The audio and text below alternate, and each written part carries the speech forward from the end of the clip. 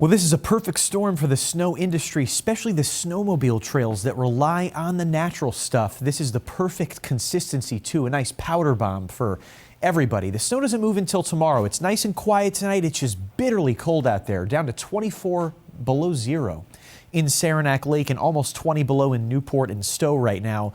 So we've got this frigid high pressure right over us, and all of this moisture to the south is going to run right into that high. A lot of times the high pressure would kind of act as a blocking mechanism and suppress all this moisture south. But this time around, the high is retreating to the northeast at the same time as the storm is moving in, so it's threading the needle perfectly to give us this storm. It's unusual to have such a cold and dry air mass in place before a big snowstorm, but this is one of those rare times where it's matching up.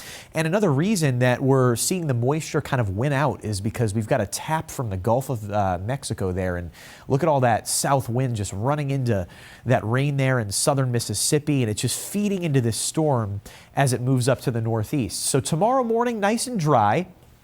And by lunchtime, a lot of southern Vermont may be starting to see some light snow. We think that by 3 o'clock, everybody should be snowing at a pretty good clip there.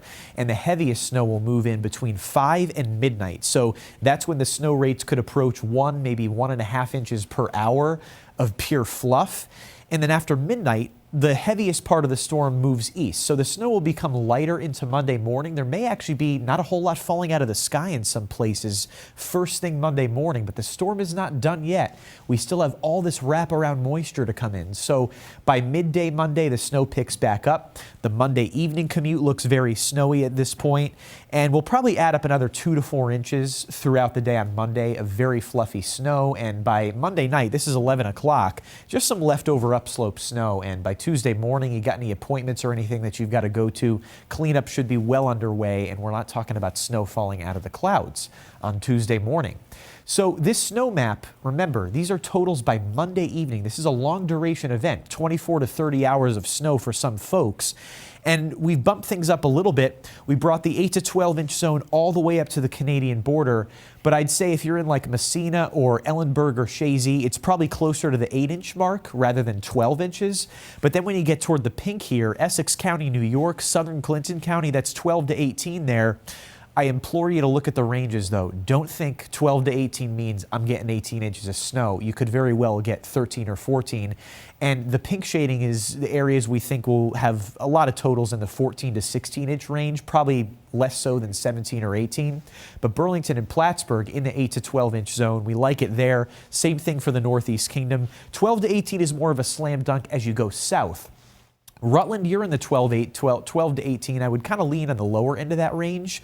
But if you're in Killington or Magic Mountain area down to Mount Snow, this is the jackpot zone. Mountains of southern Vermont, 18 to 24 inches of pure fluff as we go forward.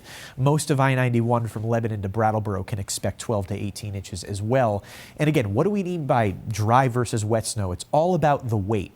So the same inch of liquid melted down can produce vastly different snow totals depending on the temperature profile of the atmosphere. A typical snow ratio is 10 inches of snow melted down to an inch of liquid.